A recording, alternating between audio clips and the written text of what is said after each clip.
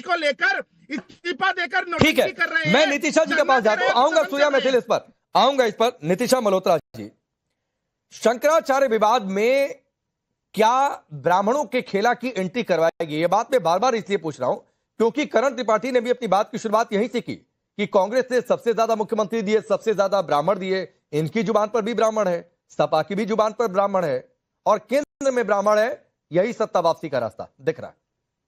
Thank you Rakesh ji और आपके सभी दर्शकों को राधे राधे। देखिए, पहली बात तो जो आज ब्राह्मणवाद और ये जो छिड़ रहा है ये गलत है, क्योंकि गलती हम लोगों से हो रही है, क्योंकि हम लोग इतने बड़े शंकराचार्य पर प्रश्न उठा रहे हैं। अगर हम उन पे प्रश्न उठाएंगे तो कल को ये ब्राह्मणवाद, ये जातिवाद, ये और ज्यादा बिखर जाएगा।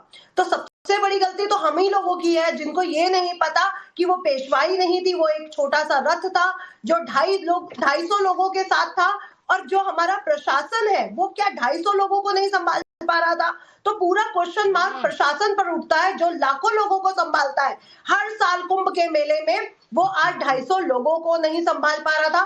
तो पूरी तरह से हमें ये क्लियर मैसेज दिया जा रहा है कि जो ब्राह्मणों की चोटी पकड़ के खींचा गया, उनको पैरों से कुचला गया, मारा गया, जैसे हमने क्लिप्स देखे, वीडियोस देखे, विजुअल्स देखे, उससे बिल्कुल क्लियर है कि यहाँ पे ब्राह्मणवाद का एक खेला शुरू किया जा रहा है। और उसके बाद भी प्रशासन माफी नहीं मांग रहा कि अगर हमसे गलती हुई है तो हम प्रशासन माफी मांग ले, इसको खत्म करें। प्रशासन ने बिल्कुल माफी नहीं मांगी और इसको दोबारा पुनः एक तरह से दोबारा शुरू किया गया, बार बार इसको शुरू किया जा रहा है। तो पूरी तरह से मुझे लग रहा है कि यूपी में, उत्तर प्रदेश में जो हमारा प्रशासन है वो भी मानने को तैयार नहीं है कि हमसे गलती हुई है, हमने जो किया वो गलत किया। लेकिन इस पे मैं एक चीज और भी जोड़ना चाहूंगी कि अगर प्रशासन उन ब्राह्मणों को मार रहा था तो क्या उन्होंने उस समय क्या हमारे उत्तर प्रदेश के सीएम से फोन करके पूछा था कि हम इनको चोटियां पकड़ के मारे या ना मारे? नहीं, योगी उमेश पुरी जी, लेकिन बात तो वो भी है कि प्रशासन ने रोका कि आप पालकी छोड़कर जाइए। किसने कहा था कि आप जाकर बैरिकेड तोड़ दीजिए? अगर हमें पुरानी डिबेट करनी है तो मसला तो ये भी है कि प्रशासन का काम क्या था, क्या उसमें सहयोग किया गया स्वामी अभिमुक्तेश्वरानंद के द्वारा? बिल्कुल सहयोग नहीं किया उन्होंने। देखिए, बड़ी महत्वपूर्ण बात मैं आपको बोलता हूं। जब अभिमुक्तेश्वरानंद जी अपने शिविर से स्नान करने के लिए निकले थे, एक व्यक्ति पहले ही अपने माइंड में एक लिखित स्क्रिप्ट को लेकर चला कि जो समाजवादी पार्टी और कांग्रेस की लिखी स्क्रिप्ट थी वो योजनाबद्ध थी और वो उनको ऐसा करना ही था। मैं आपके चैनल पर बड़ी जिम्मेदारी से बोल रहा हूँ। पिछले साल के माघ मेले में नीतिशा जी, मेरे को बोलने दीजिए, माघ मेले में भी तो वो मेरे को बोलने दीजिए, नहीं तो मेरी बात क्लियर नहीं होगी। मैं बहस करने के लिए नहीं आया, मैं बहस करने नहीं आया। मुझे विषय रखने दीजिए।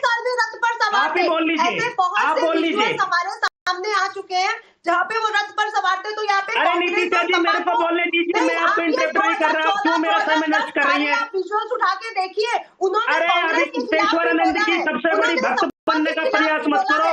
आप ही बोल लो, मेरा विषय मत। मंदिर में सुप्रीम, अरे मेरा समय क्यों नष्ट कर रही है भाई? बहस कर मैं बीच में आता हूँ। नीतिशा जी, योगी उमेश पुरी जी से मैंने सबसे आखिर में उनको मौका दिया, एक बार उनकी बात पूरी हो लेने दीजिए।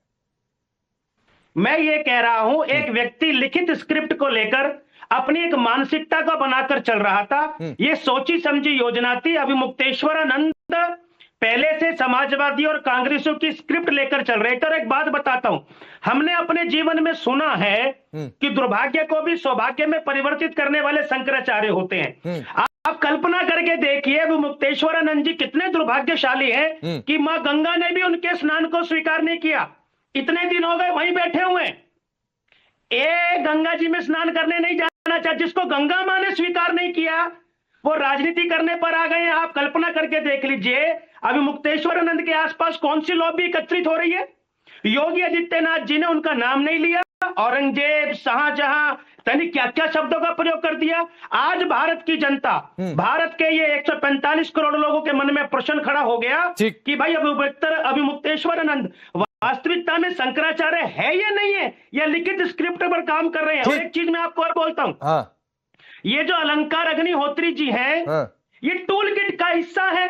फंस गए हैं, इनको पता ही नहीं है क्या कर रहे हैं। और दुर्भाग्य की बात है, अभिमुक्तेश्वरानंद जी शंकराचार्य नहीं है, होते तो धर्म का नहीं। मुझे इस पर डिबेट नहीं करनी है कि उनकी शंकराचार्य पदवी पर क्या विवाद लेन नहीं है, वो आज के विषय का हिस्सा नहीं है।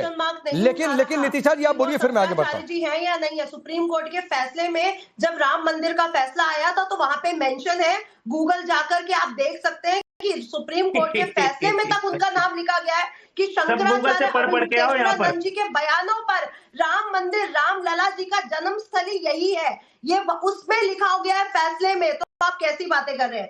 आज भारत का हर युवा पूछ रहा है कि जब आपको अपने शंकराचार्य पर औरंगजेब और हुमायूं के बच्चे हैं क्या? योगी आदित्यनाथ जी, नीतीशा जी, आप क्या चाहते हैं आने वाले चुनाव में?